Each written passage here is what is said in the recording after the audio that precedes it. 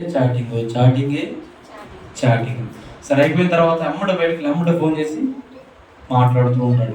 ఇంటికి వెళ్ళిన తర్వాత అందరు నిద్రపోతున్నారేమో అనుకుంటారు, కానీ ఏం కాదు, ఉసుకేసుకునేదాను చాటింగ్, మాట్లాడటం, లేకపోతే మెసేజ్, ఇంక ఇవే చేస్తూ ఉంటారు. అంటే ఈ వ్యక్తి ఏమైంది ఇప్పుడు? ఈ వ్యక్తి ఎక్కడ పడ్డాడు? ప్రేమలో పడ్డాడు. ఎవరితో? లోకం అనే ప్రేమలో పడ్డాడు. కాబట్టి అతను సమయం అంతా ఏం చేస్తున్నాడు? లోకానికి కేటాయిస్తున్నాడు.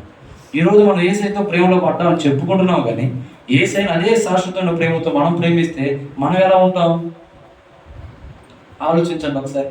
అంటే ప్రేమించేస్తాం అన్నంత మాత్రం సరిపోదు, దానికి తగినట్లుగా మన జీవితం ఉన్నప్పుడు ఖచ్చితంగా దేవుడు కృప చూపిస్తాడు. నా తలంపులెల్లా నా తపన ఎంత నీ చిత్తం చేయుటయే. అంటే దేవుని ప్రేమిస్తే మన తలంపులంతా, మన తపనంతా ఏమైంది? దేవుని చిత్తాన్ని జరిగించాలి అన్నాడు కదా ఇందాక. దేవుని ఆజ్ఞలను తెలుసుకోనంత ఆజ్ఞల ప్రకారము నడవడానికి ఇష్టపడతారు ఎవరు? దేవుని ప్రేమించేవారు. అవునా? ఈ శాశ్వతమైన ప్రేమతో దేవుణ్ణి మనం ప్రేమించడం వల్ల మనకేమొస్తుందంటే కృప కలుగుతుంది. ఏం కలుగుతుంది? కృప కలుగుతుంది. ఈ కృప ఏం చేసిద్ది? సమస్తమును కూడా తెచ్చి నీ పాదాల దగ్గర పెట్టిద్ది. కృపలో ఉన్న ఆశీర్వాదాన్ని ఈరోజు మనం పొందుకోకపోవడానికి కారణాలు ఏంటో తెలుసా? యేసయ్యను మనం ప్రేమించట్లో ఫెయిల్ అయిపోతూ ఉన్నాం. లోకంలో ఉన్నదాన్ని ప్రేమించే దాంట్లో 1% యేసయ్యను మనం ప్రేమించగలిగిన చాలు. ఎందుకంటే ఆయన కరుణామయుడు, దయాళుడు కనుక ఖచ్చితంగా మనకి కృప చూపిస్తాడు. నాకే సమృద్ధిగాని కృపను పంచవు నా యేసు రాజా, కృపా సాగర అనంత స్తోత్ర. నేను అంటున్నాడు, నాకే ఎందుకయ్యా కృప చూపించావు అంటే నువ్వే నన్ను ఎక్కువగా ప్రేమించావురా అంటాడు ఏసన్ గారు. ఏమని? నాకే సమృద్ధిగాని కృపను పంచావు అని ఏసయ్యను అడుగుతున్నాడు ఈయన. ఏమని? నాకే ఎందుకయ్యా సమృద్ధిగా కృపను పంచావు? నా యేసు రాజా, కృపా సాగర అనంత స్తోత్రాలుడా. అంటే ఆ యేసయ్య అంటాడు, నేను ఎవరైనా సరే నన్ను ప్రేమిస్తారేమో, నేను ప్రేమించినట్లుగా తిరిగి నన్ను ప్రేమిస్తారేమో, వాళ్ళకి కృప చూపుదామని నేను అనుకున్నానురా. ఎవరు ప్రేమించలేదు, కానీ నువ్వు మాత్రం నన్ను ప్రేమించావు, అందుకే నేను నీకు కృప చూపాను అన్నాడు.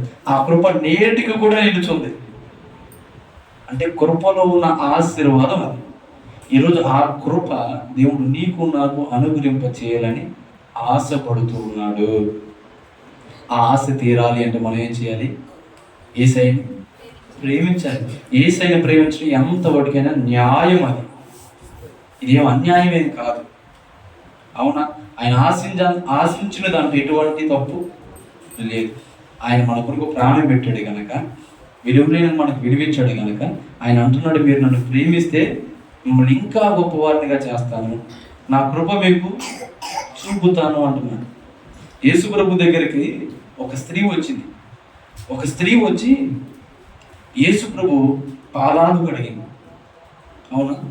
పాదాలు కడిగితే పేతురు వచ్చి అంటాడు, ఏంది ప్రభువా, ఏంటయ్యా నువ్వు ఆమెకి అంత చనువిస్తున్నావు, ఎందుకయ్యా నువ్వు అంత ప్రేమిస్తున్నావు అంటే ఈయన అంటాడు, పేతురు, నువ్వు నన్ను ప్రేమిస్తున్నా అంటున్నావులే, కానీ నేను నీ ఇంటికి వచ్చాను, నువ్వు కాళ్ళు కడుక్కోవడానికి నీళ్ళు ఇచ్చావు, కానీ ఆమె కన్నీళ్లతో నా పాదాలు కడిగిందయ్యా. తమ ఖరీదైన అత్తర తీసి కడిగిందయ్యా. అందుకే విస్తారంగా చేసిన ఆమె పాపాలన్నీ కూడా కొట్టివేయబడి అయ్యా. వాస్తవానికి యేసు ప్రభువుకి దగ్గరగా ఉంది ఎవరు? పేతురు గారు. ఎప్పుడు చివరిలో ఏదో చూసేద్దాం వచ్చింది, ఏం సంగతి తెలియదు. అవునా? అప్పుడు దాకా ఉంది మాత్రం ఈయనే, తర్వాత ఉంది కూడా ఈయనే. కానీ ఈమె ప్రేమించినంతగా ఆ వ్యక్తి ప్రేమించలేకపోయాడు. ఈరోజు దేవుని దగ్గర ఉంటున్నాం, దేవుని మాటలు వింటున్నాం, దేవునితోనే ఉంటున్నాం, అయినప్పటికీ కూడా దేవుని ప్రేమించే విషయంలోకి వచ్చేదానికి ఫెయిల్. అందుకే దేవుని కృప పొందుకోలేకపోతాం. తెలుసా? దేవుణ్ణి ఇంతవరకు మనం చెప్పుకున్నాము, దేవుడు మనల్ని ప్రేమించాడు ఒకటి. రెండోది, మనము దేవుని ప్రేమించాలని దేవుడు ఆశపడుతున్నాడు. ఎందుకు ప్రేమించాలని ఆశపడుతున్నాడు అంటే కృప చూపించాలని, మనల్ని ఆశీర్వదించాలని దేవుడు ఆశపడుతున్నాడు. ఓకే, రెండు సంగతులు. ఒకటి, దేవుడు మనల్ని ప్రేమించాడు. రెండు, దేవుడు మనం ప్రేమించాలి. మూడు, దేవుణ్ణి ప్రేమించిన వ్యక్తులు ఎలా ఉంటారు? ఏంటిది? దేవుణ్ణి ప్రేమించిన వ్యక్తులు ఎలా ఉంటారు?